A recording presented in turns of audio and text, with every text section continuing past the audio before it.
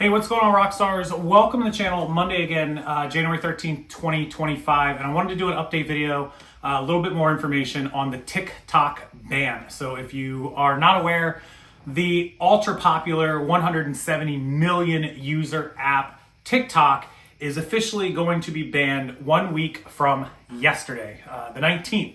Officially Sunday, but of course Donald Trump takes office on the 20th at noon.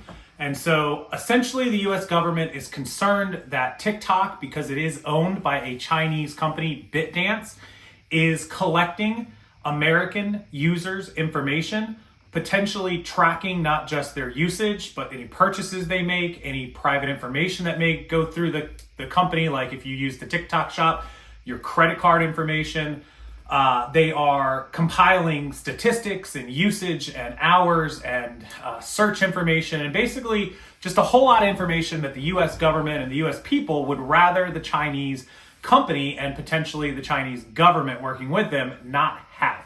All reasonable concerns. Now, I made a video previous to this a couple weeks ago, a month or two ago, where I said I want TikTok to stay and that the gathering of the information wasn't as big of a concern to me as it is for some other people, including our own government. And I think some people misunderstood what I was saying there. It's not that I want the Chinese to have our information. Certainly I don't, especially private, sensitive information. My question was for the everyday average user. Let's say you're somebody who's never used TikTok and you decide you're going to use TikTok today. You go and download the app and you create an account, and it asks you for like your name and your email and a username. It doesn't really ask for anything else. You don't have to put credit card information in or your home address or any of that kind of stuff into TikTok. That only happens if you do something like buy something through the TikTok shop, or if you are a TikTok partner who gets paid, and then you would have to put your bank account information in for them to be able to pay you your advertising revenue. Like the big TikTokers that make money, they have to put all that information in, same as we do on YouTube or Instagram or anywhere else. That information being in the hands of someone else is always concerning. Be it Chinese or American, any site can get hacked and your information can get lost. I think my concern was that if you're concerned with them having it, why aren't you concerned with Facebook or YouTube or Instagram? And people are like, well, I am, but that's an American company. Right, but anyone can hack either company, right? It's the worry of the government of China potentially getting that information, right? So it's kind of a fine line and a balance there. I know a lot of people hate it, a lot of people love it. I'm somewhere in the middle on that. So let's just get that out of the way. I'm not supporting it 100%. I'm not against it 100%. I like the app. I use the app, and I think it's great for businesses, and I would hate to see it go away.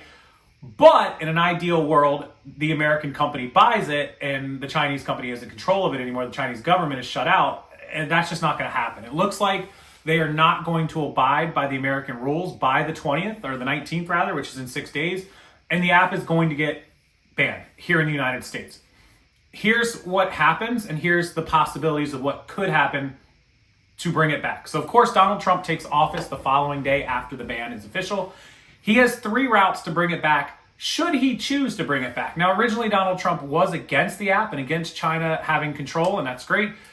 He kind of lessened his stance on that a little bit and said, hey, I would be okay with it coming in under these circumstances. So he said, same as me, like, hey, I'm not fully on board with this, but I could be on board with it if we do X.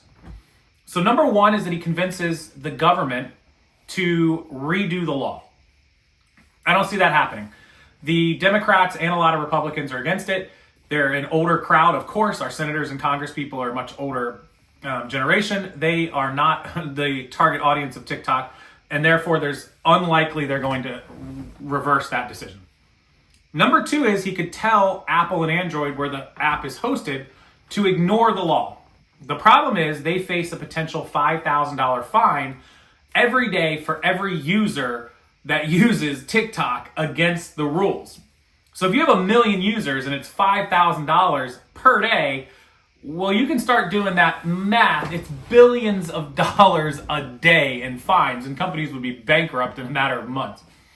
So that's probably not going to happen either. The companies are too scared, because Trump could say, okay, just ignore it. Don't worry about it. The fines are going to rack up, but you're never going to end up having to pay them. We'll work it out.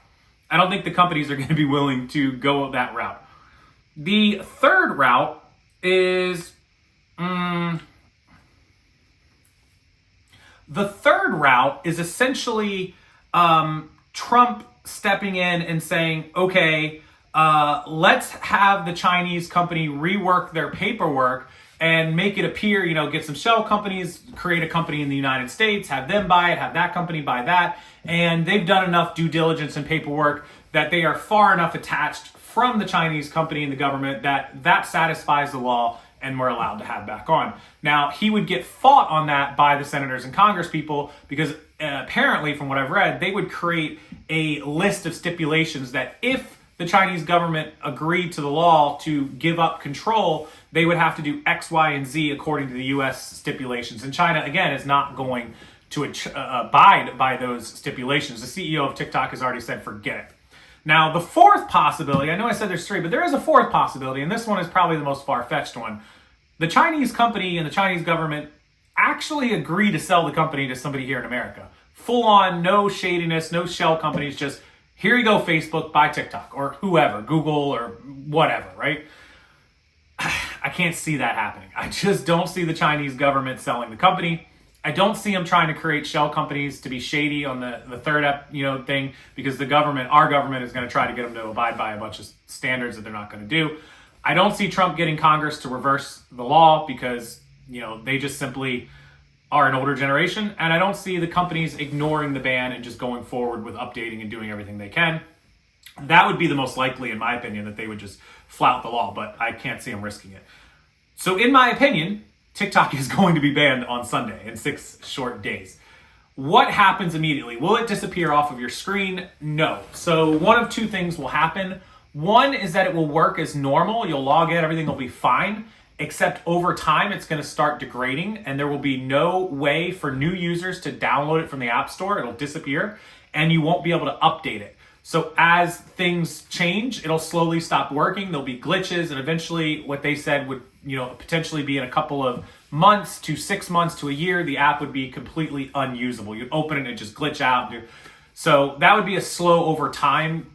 People would still be able to use it. The second thing that could happen, I don't know if you guys have logged into websites where they get government seized or government banned, and there's one right now. I'm not going to say it because YouTube would be mad, but I think a lot of you are going to know what I'm talking about. If you were to click on it and log in, it literally just says your government has banned this, or your state has banned this or whatever, and you can't use it. You can't really go any further. So you may be able to open TikTok, but they will set TikTok to open to that pre-made message, which the Chinese government probably would do just to spite us. That's going to say, sorry, your government banned this, you can't go any further, right? Like there'll be no more buttons to go to your normal home screen and all of that. So that's probably the more likely of the two. And that's where we're at with the TikTok ban. So people ask me about the update, about my thoughts. Great way to push traffic, great way to get views, great way to grow social media, push them to YouTube, make money, TikTok shop, all this sort of stuff is great. There is some downside, of course. I don't think it's atrocious. I think that it should be monitored. I think there should be stipulations put in place, but I don't believe that the Chinese government is going to follow through with that. I don't think they're going to sell the company. I don't think they're going to listen to the U.S. government. So for all intents and purposes, if I had to be a betting man, there will not be an 11th hour save. TikTok ban will go into effect Sunday, January 19th, 2025.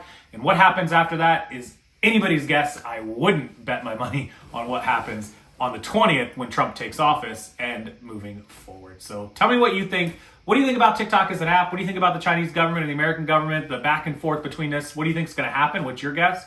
And we'll read the comments. We'll talk about it, and hopefully we'll get our answer in the next, or we will get our answer in the next 6 or 7 days. As always, thank you for tuning in, watching the channel, watching the video. I appreciate it. If you can hit the like button, it helps that algorithm, helps people find this video so they can stay up to date on this TikTok news and other reselling and entrepreneur online e-commerce news and updates. And if you could subscribe, come back and watch the future videos. I'd love to have you back here, especially when we start the podcast in the next week or so. Thank you everybody for being here. Check the links down below. There's some amazing links, including Mark II's tax reseller event, which is virtually live on the 21st of January, free with giveaways, so you can learn everything you need to know about taxes for online sellers, resellers, and entrepreneurs. I'll put that link below as well to register. And until next time, see you guys later.